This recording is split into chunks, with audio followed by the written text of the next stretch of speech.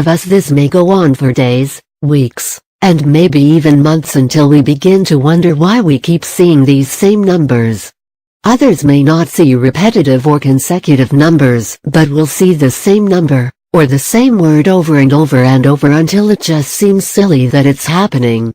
The guides explained this phenomenon about 2 years ago when my dad and I started doing weekly channeling sessions for the book we published called Answers, Heaven Speaks. I asked them why so many people see things like this and explained that I had heard tons of theories, but wanted to hear from them if any of those ideas were real or just superstition. I thought their answer was pretty cool. Channeled from my guides. You are a body, you are a mind, and you are a spirit. Many living on the earth plane have forgotten or have never known just how much control the human spirit has over its human vessel.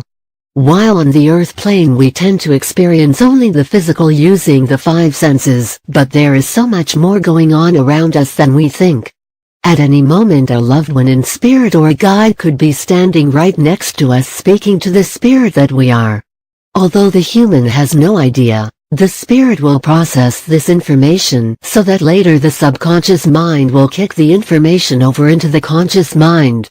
We as physical beings will believe it was us who came up with a brilliant idea when really it was Grandma, the higher self, a guide, or very possibly an angel who delivered this idea into the mind.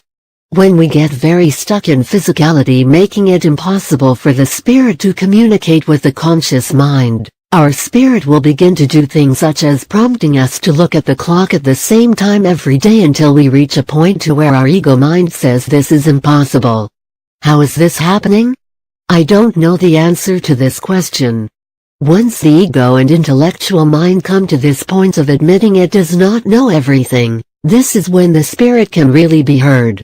So, basically, when this happens, it is the other side's way of getting that racing mind of ours to turn off just long enough to deliver a much-needed message into our mind.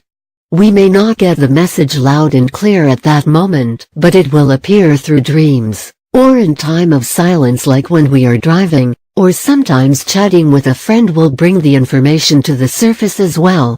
Regardless of how it comes through, it is information that can help us on our earthly journey, and I think that is so awesome.